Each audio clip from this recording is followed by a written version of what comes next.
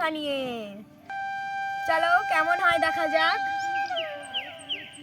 এখন আমরা কামরাঙাগুলোকে কেটে নিচ্ছি।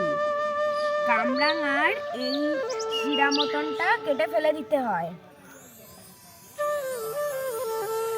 আমাদের কামরাঙাটা বেশি পেকে গিয়েছে তো তাই কাটতে অসুবিধা হচ্ছে।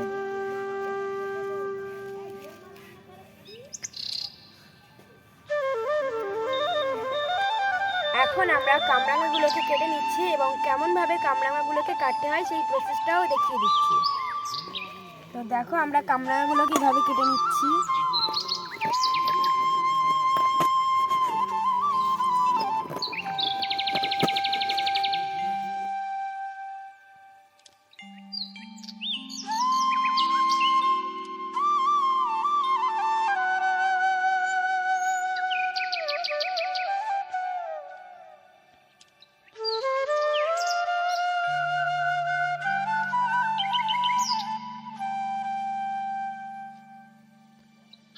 এখন আমরা একটা পাত্রে একটু জল নিয়ে নিচ্ছি এবং তার মধ্যে আমরা একটু নুন দিয়ে দিচ্ছি। এবারে তার মধ্যে আমরা কামরাঙাগুলোকে দিয়ে দিচ্ছি।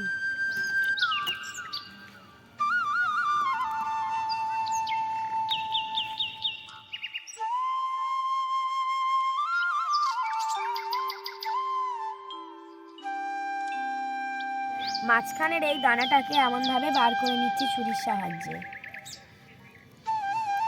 দেখো বেশ কিছু কামরাঙা এমন অনেক দানা রয়েছে, আমরা সেগুলোকে বার করে নিচ্ছি।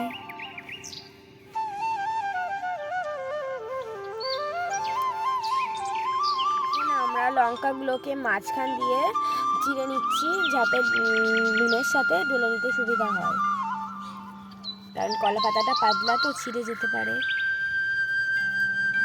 এখন আমরা কামরাঙার ওপরে মশলাগুলোকে ছড়িয়ে নিচ্ছি। আগে নুন দিলাম, আর এখানে নুন আর জিরের গুঁড়ো পাইল হয়ে গিয়েছে আনতে আনতে।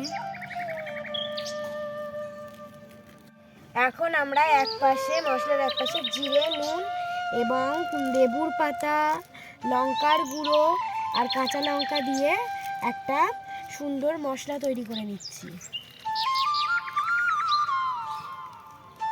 বানানো মশলাটাকে দিয়ে আমরা এখন কামরাঙাটাকে ভালো করে মাখিয়ে নিচ্ছি।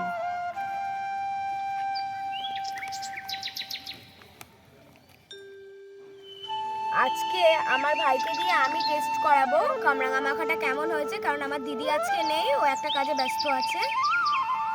তো আমার ভাই খেয়ে বলবে কেমন হয়েছে। দারুণ! অনেকক্ষণ ধরে আমার বোনগুলো খাওয়ার জন্য অপেক্ষা করছে, ওদেরকে দিয়ে টেস্ট করাবো, ওরাও খেয়ে বলবে কেমন হয়েছে।